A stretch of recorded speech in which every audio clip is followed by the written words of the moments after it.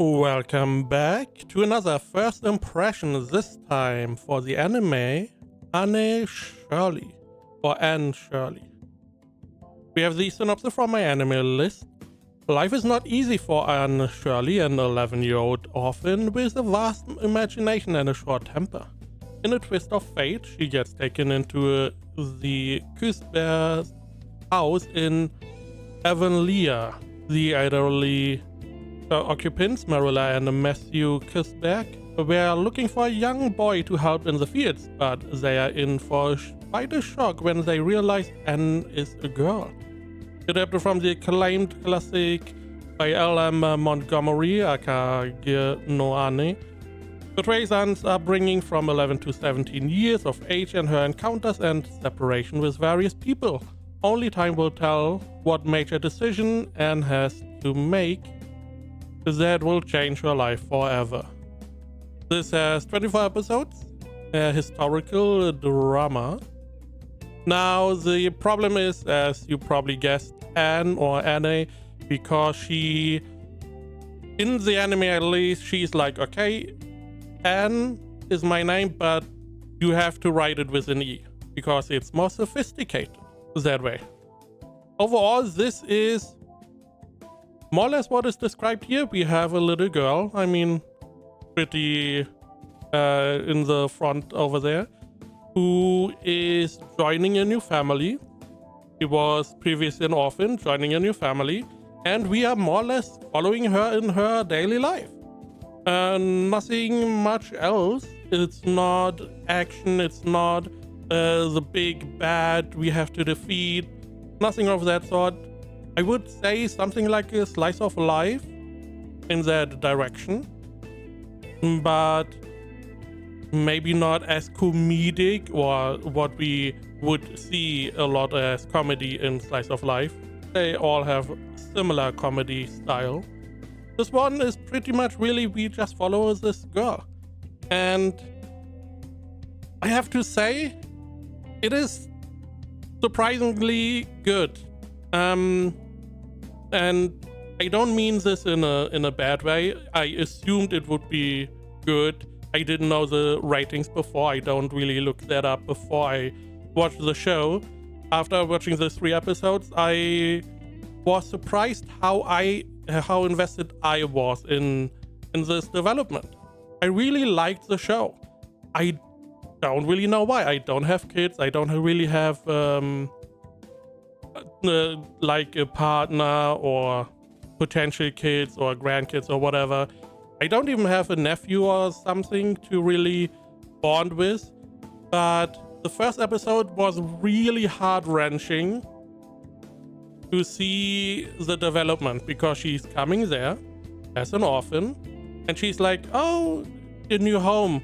Seemingly already tried a couple homes, but it's like, oh, new home, and they're looking forward to it. It's not like today. It's not like the orphanage is in the same city. She had to go quite a long way. I believe she even had to go through over the train to get to this location, and then she meets the new, more or less her dad, so to say, and it's like really happy. And you see this really happy. And then you get the contrast to the more or less mom in that relationship, talking about, hey, we are going to adopt a boy because we need someone to help on our, I believe it's like a farm. I don't really know why, but they have a house. They seemingly have animals and a little plot of land to grow stuff. I'm assuming more or less every house had that. And they needed someone to, take care of the land if something happens to the man. So they wanted a boy. Or so she is saying. So you have this contrast of, hey, they wanted a boy, but you have this girl that is really happy. She's really happy to get a forever home. And it's so heart-wrenching because you see the difference, and it is so sad. The whole development. It was really shocking how invested I got in that.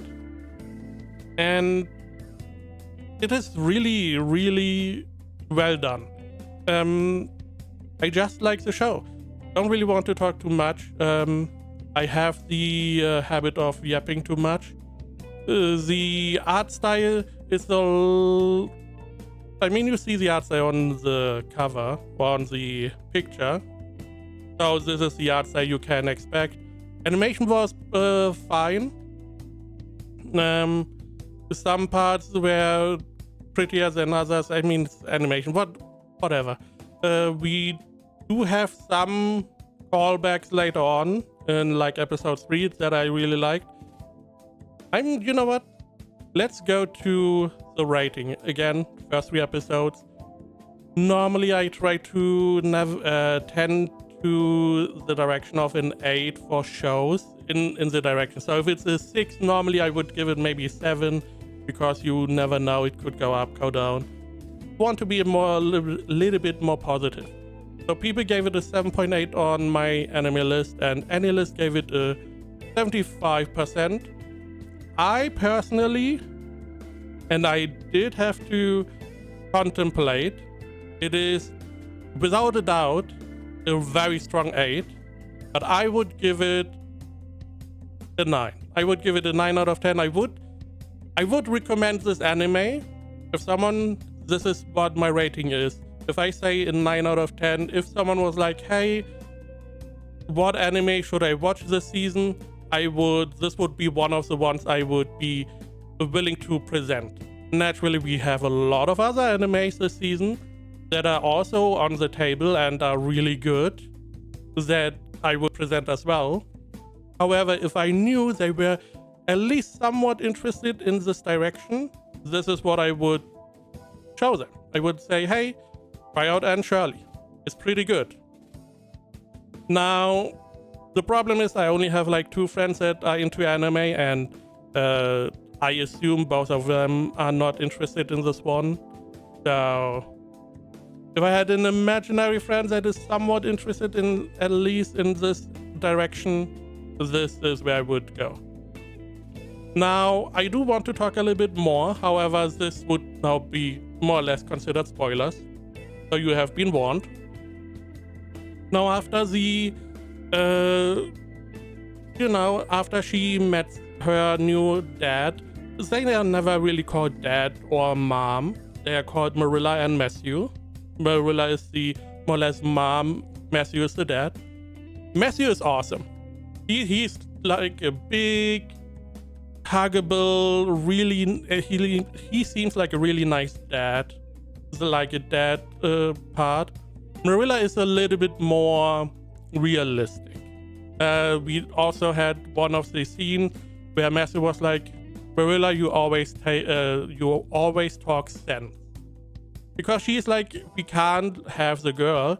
We need a son to take care of the whole building and the animals and the farm if something happens to Matthew. That is the whole point, to have the son, to adopt a son. They didn't have children themselves.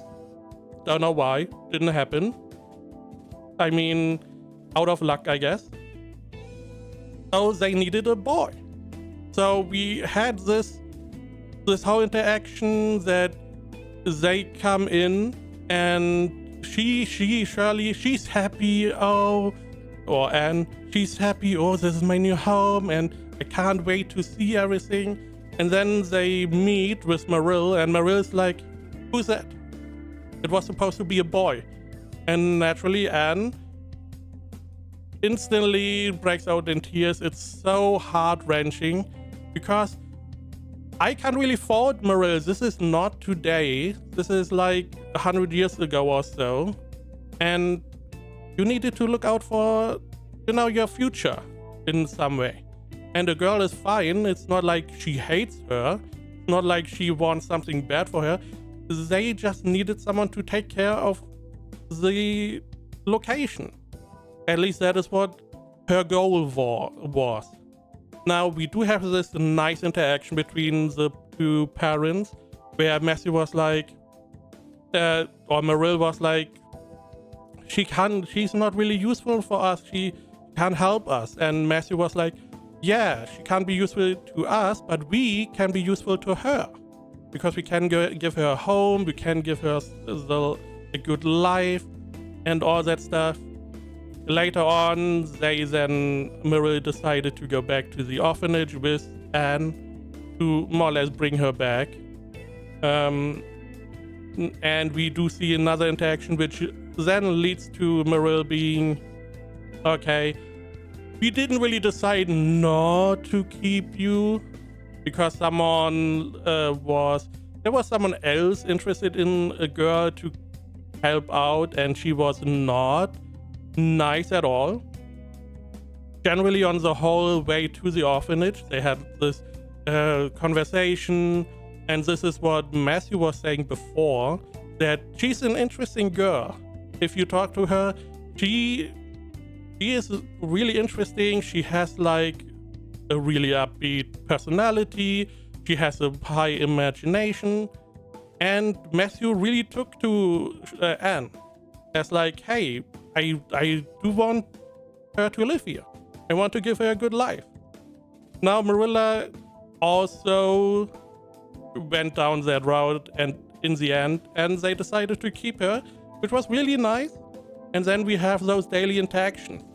And Anne seems to be a really nice, upbeat girl, unless you start to talk about her physical traits, because she doesn't like them. She doesn't like she has red hair.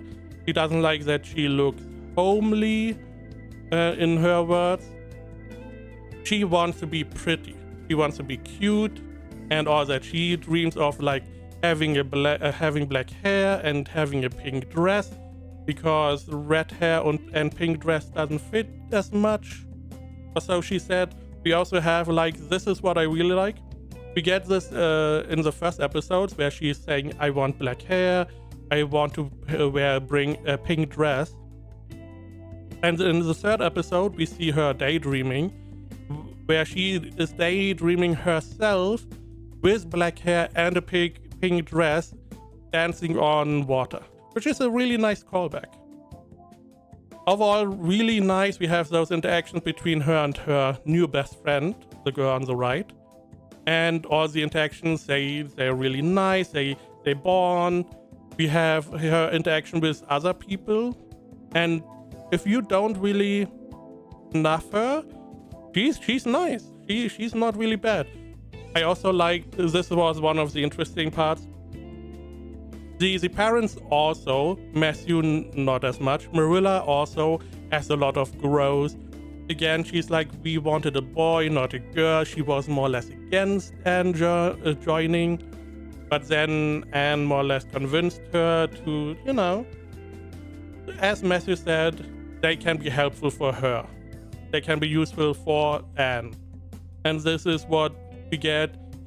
Marilla, because she doesn't have kids, she's growing with every episode as well. Matthew is just a big, goofy, nice dude.